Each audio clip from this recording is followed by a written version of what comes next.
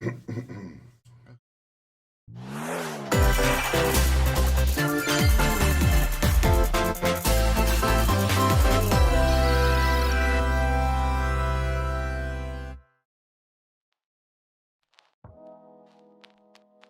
is up, ladies and gentlemen? Jen here, bringing you a video on my thoughts and opinions on the Nintendo Direct that broadcast late last night. I had some sleep, I had time to ponder my thoughts, and you know what? I thought, well, everyone's making a video on this Direct. I'm going to join in because this Direct, off the bat, was a pretty solid Direct. Yes, it was full of quite a number of RPGs, but JRPGs are my jam, and I'm thoroughly excited. And I think some people called this a Square Enix Direct because of the amount of stuff they pumped out, but I thoroughly enjoyed it. So we're going to go through all of the announcements, give you my thoughts and opinions. Please note that if I kind of brush something off or don't talk about something as much as you would like me to, doesn't mean that I think it's a bad game. It's just my interest level isn't as high as it is for something else. So please bear that in mind. It's my opinions, it's my video, but you are more than welcome to go down there in the comment section below and let me know your hype announcements that happened last night. So let's get straight into it. We kicked off with Fire Emblem Warriors Three Hopes. This is like a Muso spin-off of the Three Houses game. I've not played Fire Emblem Three Houses. I own it, not played it. I just need to dedicate some time. But when it comes to the Warrior styles of games, the only one I've played is Persona 5 Strikers, and the reason I played that is because I was tied into the universe of Persona 5. I wanted to have more of that, and I didn't mind the kind of gameplay change, the style in the Warrior style, so that's why I played that.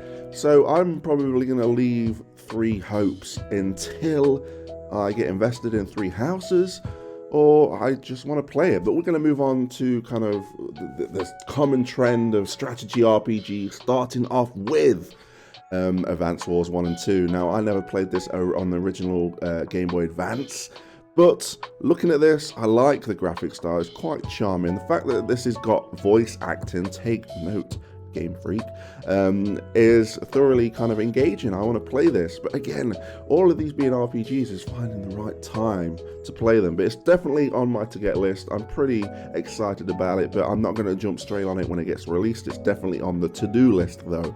Moving on, quite a surprise here, we had No Man's Sky.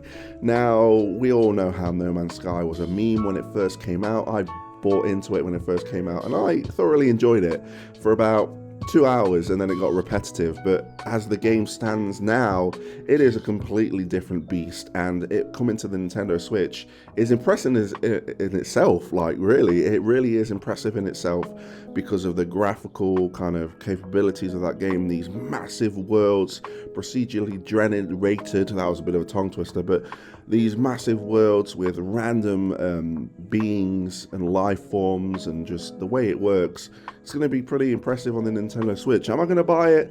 Probably not. I've got it on the PS5. I think I'm okay with that. So moving on, we are going to Mario. Mario made an appearance in here, and it wasn't the Mario movie. It was Mario Strikers Battle League. Now, I've never played Mario Strikers, but looking at this, it looks like they're going to be investing some time in this. I think Nintendo has definitely thought this through. With all the costumes and cosmetics, and with it being online, I think this is probably going to be their little attempt at maybe a live service game here. With all the things, maybe they might throw characters in the future. Obviously, the possibilities are endless, and it's all speculation at the moment, but just looking at it as it is, you've got this amazing franchise in Mario, you bring in Brack Strikers, you bring in online, and Nintendo are using the online for this, surprise, surprise, and to be fair, it looks really fun with all the power-ups, the characters, and all the taunts, and just the graphical kind of changes when you use your power strikes and all that. It looks really good. Am I going to get it? maybe. I'm going to see how it performs first, but it definitely is on my radar. Now, we are going to move on to another Nintendo franchise here in Splatoon 3. This showcased like the PvE kind of battle, like waves of monsters and going against this big fish. I'm not a Splatoon guy. I'm not going to try and offend any of you, and I don't intend to offend, but it's not on my radar. I'll definitely probably watch a few streamers play it. It looks very fun. Will it hook me while I'm watching other streamers play it? Maybe, maybe not. Who knows? But we are going to be going back to strategy RPGs now in Front Mission First. This is a remake of a game that came out, I don't know if it came out exclusively in Japan first, and then we got a DS remake or kind of port. But it is a strategy RPG, and I've got to say that this looks really good, and Square Enix are hitting some of these games, these kind of nostalgia trips is what I'm going to call it, as you'll know as we go further into the list of announcements. But the fact that they did say that they were going to revisit old IPs in an article, I think last year or maybe the year before, and now we're going to start to see these come into fruition. First Mission is definitely on my radar. It looks engaging. It's a tactical RPG. I think some people are saying it's Final Fantasy Tactics, but with robots, and the fact that you can customize these robots and everything else. I'm in, and they were already announced the second game of that series as well, so you can't go wrong with that. Now, we are moving on to Disney Speedrun, or Speedstorm, sorry, and this is made by Gameloft, so this looks like it's going to be like how a mobile game works by the looks of it. It's going to be very microtransaction-y is the word I'm going to use for that, and you know what, I might jump on it. It's free to play. It's going on all consoles, so I'll probably just download it on the PlayStation. I won't play it on the Switch because my Kart time is going into Chocobo GP. No, we didn't see anything in this direct, but they did announce their little season pass with Cloud and Squall and some other things in there, which has got me interested. But that wasn't in this direct. Disney Speedstorm, it is what it is. It's Gameloft, so it's going to be very mobile-y, microtransaction-y in my mind. And it's going to probably release on mobile as well as the rest of the consoles. So moving on, we are looking at some retro games here. We're looking at Star Wars The Force Unleashed. I'm not a Star Wars guy, so this didn't interest me, but I'm sure there's a massive audience for that game, and they're probably thoroughly excited. So moving on, we're going to Assassin's Creed, the Ezio collection, probably the most beloved character in the Assassin's Creed series. Me, personally, I'm Cassandra guy, but Ezio's there. It's nice to see this collection on the Switch. It definitely brings it to a new audience if they haven't played it already. Really interested to see how this performs. In the trailer, it looked like it was doing all right. And yeah, Assassin's Creed Ezio collection on the Switch, you can't go wrong with that. Now we're going into a bit of a weird one here. SD Gundam Battle Alliance. I'm not into the Gundam series. It did look very good, very kind of like hyper, very engaging, but it's not a game that's I'm going to be investing any time in. If you are a fan, let me know in the comment section below. But then this one cropped up in the direct. Square Enix again, just hitting those home runs in this direct with Chrono Cross Remastered, the Radical Dreamers edition. Now, I've never played Chrono Cross. I've wanted to. I've always been thinking, like, shall I emulate it? Is the time now to emulate it? And I'm like, no, hold on. And then we had the rumors of the Nvidia leak and then all the news stories saying that it was going to be announced at the State of Play for PlayStation last year, I think. But we didn't get that announcement, and here it is on the direct. It's coming out on all consoles. I'm definitely going to be picking it up. I'm probably going to do a playthrough of it as well on the second channel, link below, the little plug there. But I've played Chrono Trigger. I love Chrono Trigger. I know it's not really a sequel to Chrono Trigger, and this is where the Radical Dreamers come into it. It's like sub game, like this like novel, visual novel type game. I don't know too much into it, but I think it's the first time I'm getting it in the West. So this in the collection, and I've seen the price of it as well. In the UK here, it's $15.99, which is a bargain. So I'm picking it up regardless. I'll be picking it up on the PlayStation 4, playing it on the PlayStation 5 because, you know, trophies. So it kind of adds another layer of kind of completion to a good RPG. Thoroughly excited for Chrono Cross, and it was nice to see it here in the direct. Definitely caught me off guard. Moving on to the game that Nintendo are probably going to be investing all their time in the next coming months, and that's Kirby and The Forgotten Land. Now, this is on my radar, but it's not like I will get this on release. Seeing this trailer, I was like, oh man, I think I might just purchase it anyway. But it looks really engaging. It looks like a solid platformer with RPG elements in there as well, upgrading abilities, and you're building your own town, and it looks pretty good. But with the amount of RPGs that are coming out, not just for the Switch, but all over the place, I don't know if I'm going to be able to fit a platformer in there, but it's on the radar.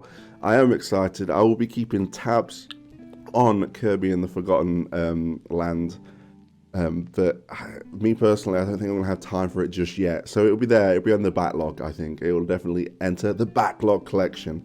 Moving on, MLB The Show 22. Not much to say about it. I'm not a baseball guy. I did play it when it was on PlayStation Plus briefly. I think it came out mid last year, maybe this time last year.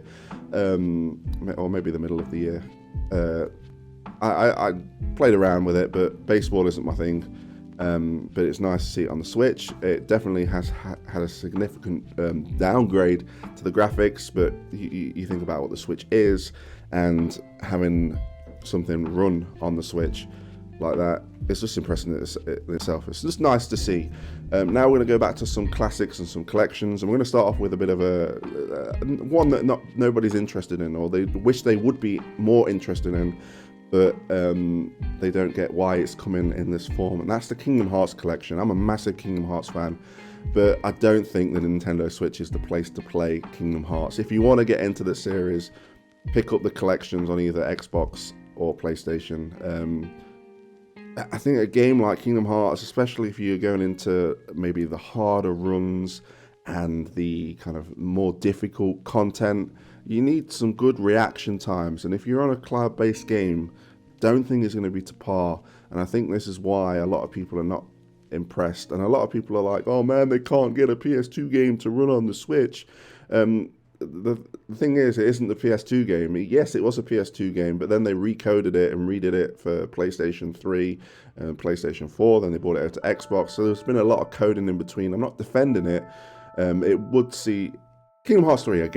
I really get Kingdom Hearts 3 being cloud, but the 1.5 and the 2.5, man, they should be accessible. They should be downloadable kind of files, and not cloud based. It is a shame. They did throw it in there. It is out now. There is a demo, so if you've got good internet, try it. If it works out, then go for it. But I don't think the Kingdom Hearts collection is to be played on the Switch. Full stop there.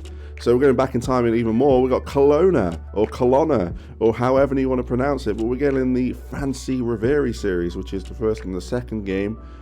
Solid platformers. If you've never heard of this guy and you're wondering why he's got Pac-Man on his hat, it's obviously a Bandai Namco property. And the fact that they're bringing this, I played it back on PlayStation 1. What was it called on PlayStation 1? Was it like the Daughter something, or that might have been the second one? But I have played it not for a while. This is again probably something that's going to be on the backlog. It's on the back of my mind, but it's definitely something that I'm going to play when I get a chance. Now go back to Square Enix, and they're thinking, we ain't done yet with you guys. They announced Live Alive, or Live Alive, or however, I think it's Live Alive. And this is a RPG with multiple stories throughout many time periods that we've never got in the West. I have known about it because sometimes when I'm looking for a new RPG to play, I'll look back at the past and think, oh, maybe I should just, instead of looking for something new, maybe I should go for something that I've missed. And a lot of the lists, Live Alive crops up, but it's like it's Japanese, there is a fan translation out there, but this is getting the HD 2D treatment, so I don't need to bother about emulating it now. This is definitely on my radar. I'm going to pick it up. I'm going to probably do a playthrough on the second channel as well, or stream it. Definitely something to look out for. It comes out in July, so it's not, it's nice how Square Enix have been kind enough to space out all of their RPGs, so we have time to complete them all. But I'm thoroughly excited for Live Alive. Then we go and get a bit of a nostalgia with the with Nintendo Switch Sports, which is a spiritual successor to Wii Sports. Obviously, everyone that owned a Wii was amazed It's mainly everyone's parents that were amazed with the Wii Sports, and they took over that. So I assume that Switch Sports is going to do the exact same thing. It looks pretty fun. They've got a few more new sports in there, making use of the Joy-Cons, and then obviously the strap that you had for Ring Fit Adventure as well. I think it's just going to be a definite pickup for me, because it's going to be one of those games that you have a few people around and you want to have a bit of fun. Throw on Nintendo Switch Sports, you're not going to go wrong. And obviously they've got some DLC coming, they've got online coming.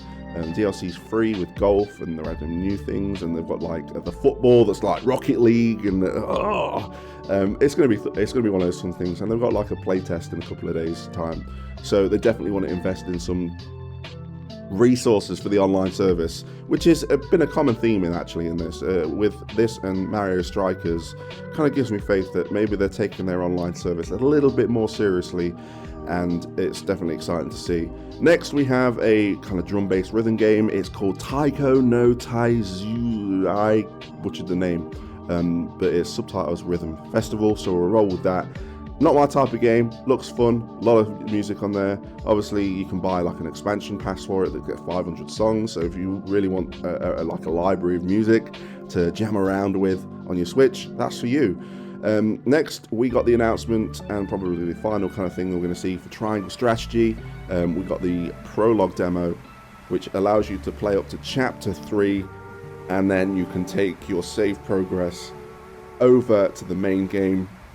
I've got that downloaded. I'm playing that already. I've had a bit of a chill morning with it, and I'm thoroughly excited. I love it when Square Enix do this. They did this with Dragon Quest XI S on the Switch, when you could like play literally the first 10 hours of the game, or you can get 10 hours out of it. They did the same for Octopath Traveler, so it's nice to see that they keep this up with these really cool RPGs. And if you want to give it a go, you've got a good chunk of the start of the game there, and nothing's closed off. Like the side quests are there, but it's all the way up to Chapter 3, so that's a win in my opinion. Then we got a little look at Cuphead and its DLC, which was the delicious Last Course. No, never played Cuphead. Look, visually, it looks great. I know that there's a Netflix show coming up, but apart from that, it's not my cup of tea. Metroid Dread got some DLC announced, and you got a rookie mode, and you've got a like get touched by anything and you die mode. I've not played Metroid. I've never played the Metroid series. It's never resonated with me. Yes, I may be missing out, and a lot of you may be offended that I've never give it a shot. But that's just the place I'm in. There's a lot of games that I've not tried out, and Metroid is one of them. If you really think, yo, Jen, you should try this out, let me know in the comments section below, and I'll definitely give it a go. And then we kind of went back to Nintendo Switch Online, because the SNES and the NES games have not got a lot of love since the Nintendo 64 and the Sega Mega Drive / Genesis took over. We got Earthbound and Earthbound Beginnings. Never played these. I say that. I've never played Earthbound Beginnings. I think this is the first time it's been translated for us in the West, which is a prequel to Earthbound. I think I'm just judging by the title here, because it's Beginnings. I'm assuming it's the prequel. But Earthbound, I'm pretty sure I may have emulated it in the past, again, when I'm going on my RPG adventures, trying to play games I've never played before, because I was a Sega guy growing up, so I never got a chance to play anything on the Nintendo. But it's on the Nintendo Switch Online service, so I'm definitely going to invest some time in that, and definitely check out Earthbound Beginnings. So the question now is, where's Mother 3? Are we going to ever see it? I think they're going to see how these perform. I'm sure they can bring up statistics of what's being played most on the Nintendo Switch Online service. I think if they see the demand there and the people playing these games, Mother 3 could be a reality. I mean, we got Final Fantasy VII Remake, and that always seemed like a distant kind of memory, like a really hard goal to reach after we've seen the tech demo for the PS3, but can't go wrong with Earthbound and Earthbound Beginnings. Great additions to the Nintendo Switch Online service. Now we got a bit of a scissor reel. We got Zombie Army 4, Dead War, not really interested. We got, what's this say? GetsuFumaDen, Undying Moon. Again, not my kind of game. Sega bringing Demon Slayer, the Hinokami Chronicles, getting its Switch release. Obviously, it's out on the PlayStation and Xbox, and I don't know if it's out on PC. Is it out on PC? I don't know, but it's coming to Switch. I'd want to watch the anime first if I was going to play this game. It does look like a pretty cool, visually cool game with a really strong story, and some cool kind of gameplay mechanics. and I love anything that comes from Sega anyway, but I don't think I would want to play it until I've watched the anime. I know it's on the on the Netflix, so I might give it a watch. Never know. But we also got Lego Brawls. I think this was originally out on Apple Arcade. Maybe the deal's over, and now it's coming to other platforms. I think it's just like it's just a fun Lego game. Not going to be investing any time. Going back to Sega, 2 Point Campus. If you played 2 Point Hospital, which was a great theme, Hospital Resurrection, really kind of brought it to its own. I enjoyed making many hospitals and making many people sick.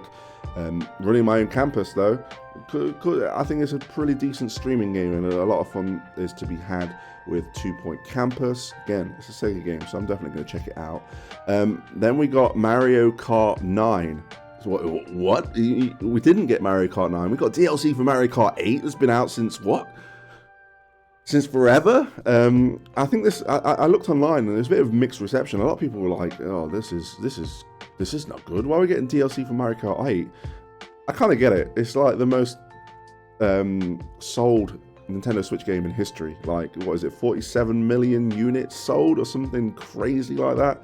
Or I'm maybe going off the bat here, but a lot of units sold. It's the most successful Nintendo Switch game. It's only natural for them to do this. I thought they would do something that, when I seen the rumors for 9 and skipping 9 and going to 10, and I was thinking, well, I think they're going to stick with 8 and they're going to do some stuff with it. I wouldn't be surprised if we started seeing some new characters maybe sprinkled into this course pass, but it comes with the expansion pass on Nintendo Switch Online. I have that. So it's free content for me, really, I think. Well, I'm paying.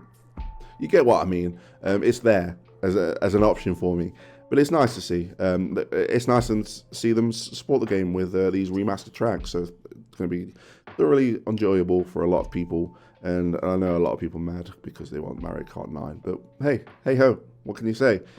And what can you say with the closing of this direct, man? We've heard the rumors and rumblings of this for a while, and they finally announced it with a pretty epic trailer. Like, it won me over. I was like, I'm getting this day one, and that is Xenoblade Chronicles 3. Now, I've played Xenoblade Chronicles 2. That was my first Xenoblade game. Obviously played the Definitive Edition when that came out. So I'm ready for Xenoblade Chronicles 3, and it looks just amazing. The fact that there's like what's the exploration? Traversal is the name I was looking for. And the fact that you got vehicle traversal, the graphic style is on par. It's going to look really impressive. It doesn't look as muddy as it did with the Xenoblade Chronicles 2 either. So they've definitely done something. They've tweaked something to make it look a lot better. I think this is going to be a phenomenal RPG. Hundreds of hours we've put into it from loads of people across the world. And there we have it, the Nintendo Direct. I think this is a big win, especially if you're an RPG, JRPG fan, or you kind of like are on that Square Enix nostalgia and you're just like, you're going to get a lot of love from this Direct, and it won me over. There's a lot of games, a lot of RPGs I'm going to be investing my time into, and we'll definitely cover some on the channel with be it reviews, playthroughs, little segmented videos, and everything else in between. So please stay tuned for that. And that's kind of like my thoughts going through the Direct. If there was something that I didn't show enough love to, I'm sorry, it's my opinion. But if you think that I should check something out, the comment section below is down there for you guys to discuss and I guess convince me to play some games that I may have just brushed off in this video. But there you have it. Thank you for watching. A bit of a different setup in this video as well. I've got a green screen, so hopefully I'm chroma key correctly in the video. If not, I'll just be in a little green box in the corner. But there we go, guys. Hope you enjoyed it, and I'll catch you on the flip side.